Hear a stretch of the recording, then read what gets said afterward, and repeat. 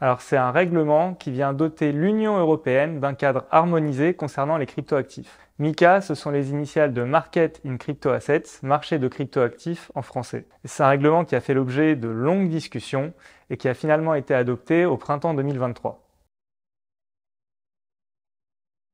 Alors le règlement MiCA va impacter différents aspects du droit des cryptoactifs.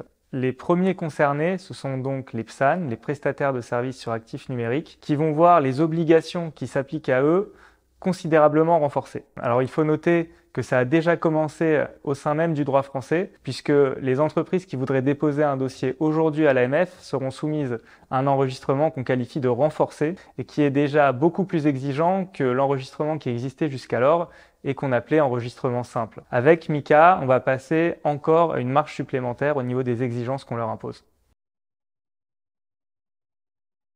Les ICO, ça veut dire Initial Coin Offering, ce sont les offres au public de cryptoactifs. Alors aujourd'hui, et avec la loi Pacte, en France, on a un régime qui est celui d'un visa optionnel de l'AMF. C'est-à-dire que les entreprises qui souhaitent faire une offre au public de cryptoactifs, d'actifs numériques aujourd'hui en droit français, ont la possibilité de solliciter l'AMF pour obtenir un visa. Donc l'AMF à ce moment-là va opérer un contrôle, elle va regarder notamment le document d'information qui vise à informer le public et à l'issue de ces travaux, elle pourra délivrer un visa à l'offre au public en question.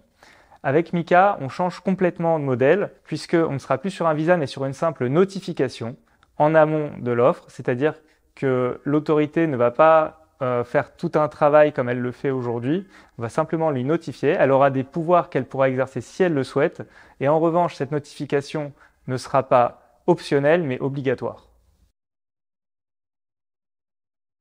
Le règlement MiCA suit ce qui se fait déjà en droit français, et donc il ne s'attache pas à la forme du cryptoactif, à savoir simplement un titre qui est inscrit en blockchain, mais il va regarder quels sont les droits que confère ce cryptoactif. Donc si ces droits sont en réalité les droits que confère un instrument financier, comme une action, une obligation, on ne va pas lui appliquer le régime des cryptoactifs qui est prévu par MiCA, mais on lui appliquera la réglementation qui est propre aux instruments financiers. Par ailleurs, les NFT, Non-Fungible Tokens, et la DeFi, la finance décentralisée, ne sont a priori pas compris dans MiCA et pourront faire peut-être l'objet dans le futur d'une réglementation particulière.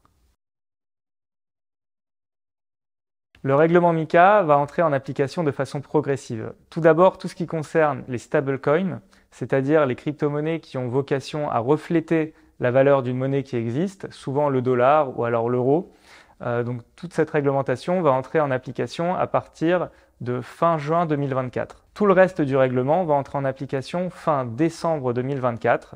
Et en réalité, il y a même une période transitoire qui est prévue à destination des PSAN qui ont déjà fait l'objet d'un enregistrement ou d'un agrément en France, qui pourront continuer à exercer leur activité sans s'être mis en conformité avec tout ce que demande MiCA jusqu'au 1er juillet 2026.